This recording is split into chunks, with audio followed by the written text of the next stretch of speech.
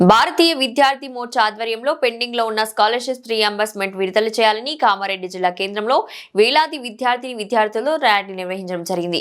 ఈ సందర్భంగా రాష్ట్ర కార్యదర్శి జీవీఎం విఠల్ మాట్లాడుతూ తెలంగాణ రాష్ట్ర వ్యాప్తంగా 9,000 కోట్లకు పైగా విద్యార్థికి రావాల్సిన బకాయిలు పెండింగ్ లో ఉన్నాయని విద్యా సంఘాల ఆధ్వర్యంలో ఎన్నోసార్లు మంత్రులకు ఎమ్మెల్యేలకు వినతి పత్రం ఇచ్చినా చేస్తామని మాట ఇచ్చి తప్పడం జరిగిందన్నారు। స్కాలర్షిప్ పెండింగ్ లో ఉండడం వల్ల కార్పొరేట్ విద్యా సంస్థలు విద్యార్థులకు సర్టిఫికెట్లు ఇవ్వకుండా ఇబ్బందులు గురి చేస్తున్నారన్నారు।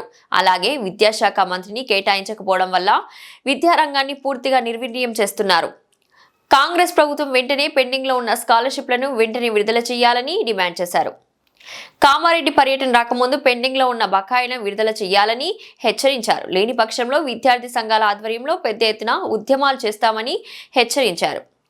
ఈ కార్యక్రమంలో భారతీయ విద్యార్థి మోర్చా జిల్లా అధ్యక్ష కార్యదర్శులు యశ్వంత్, అర్బన్ ఖాన్, ఇన్ఛార్జి పెరమాన్ల బుల్లెట్, నాయకులు గడ్డం రవి, చిట్యాల లింగం, ప్రశాంత్, ప్రసాద్, రాజు, శివకుమార్, మనోజ్ విద్యార్థులు పాల్గొన్నారు।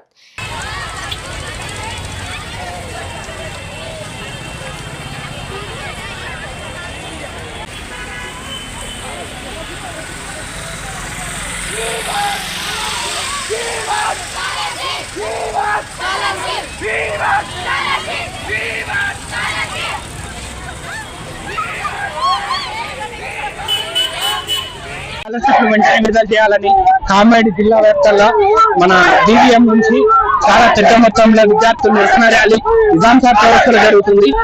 మరి సీఎం ఏదైతే ఉందో ఇప్పుడు పెండింగ్ ఉన్న స్కాలర్షిప్స్ మరి ఏదైతే విద్యాశాఖ మంత్రి ఇంతవరకు నియమించకపోవడం సీఎం ప్రశ్నిస్తున్నారు విద్యార్థులు। మరి వీళ్ళ ఒక నిమిషం చెప్పండి। పెండింగ్ లో ఉన్న 8,000 కోట్ల స్కాలర్షిప్ విడుదల చేయమని డిమాండ్ చేస్తున్నాం। ఈ రోజు భారతీయ విద్యార్థి మోర్చా ఆధ్వర్యంలో పెద్ద ఎత్తున ఆందోళన నిర్వహించడం జరుగుతూ ఉంది। ఎందుకోసమంటే రాష్ట్ర వ్యాప్తంగా విద్యార్థులు రావాల్సిన బకాయిలు 8,000 కోట్లు పెండింగ్ లో ఉన్నాయి। అలాగే బెస్ట్ అవైలబుల్ స్కూల్ స్కీమ్ కింద 2,000 కోట్లు పెండింగ్ లో ఉన్నాయి। వెంటనే ముఖ్యమంత్రి విడుదల చేయాలని డిమాండ్ చేస్తా ఉన్నాం। లేకపోతే భారతీయ విద్యార్థి మోర్చా ఆధ్వర్యంలో పెద్ద ఎత్తున ఆందోళన తప్పదని హెచ్చరిస్తా ఉన్నాం। థ్యాంక్ యూ విద్యాశాఖ మంత్రిని నియమించాలని విద్యార్థి సంఘాలు కోరుతున్నాయి।